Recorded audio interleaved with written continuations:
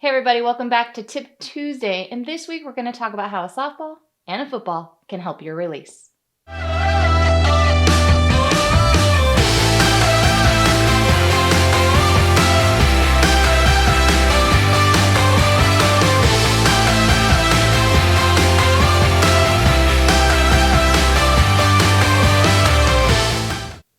In another Tip Tuesday, I've talked about using different physical aids to help achieve different places that you want your body to be in when you're competing.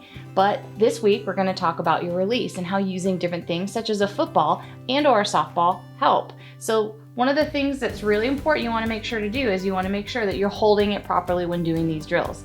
And it's spreading your fingers out like this, closer to the end of the ball.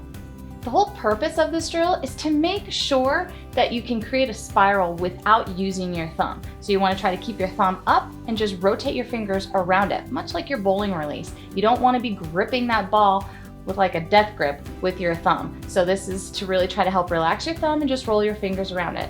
Just like Brian is demonstrating in this video. He's just tossing it to himself. It's a super easy drill. You don't need a partner when doing this drill. Once you get comfortable doing those releases to yourself with the football, you're going to want to try to do this with a partner. And this is very similar to a one step. You want to start about 5 or 6 feet apart, and you just want to take a nice little one step, keeping the elbow nice and tight, and just rolling your hand around the football. You want it to be spiraling over to your partner.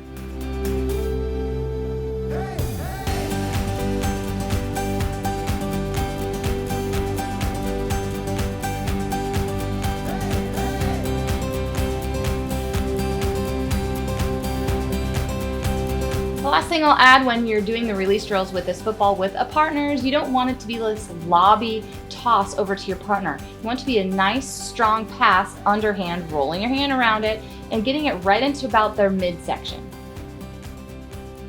Now we're going to move on to release drills with a softball. Sometimes people ask, well, what's the difference and why do you have to use 2 different ones? It's not that you have to use both. Pick one or the other. For me, it's easier because my hand is smaller and the softball is smaller.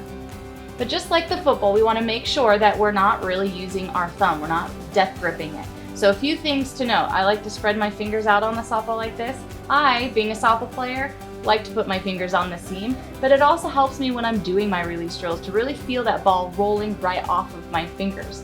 And with this, you can do it without your thumb. You don't have to have your thumb on it to have a nice little soft toss to yourself and to feel like your hand's rolling around it. So I really hope this helps. Good luck out there, and we'll see you next week.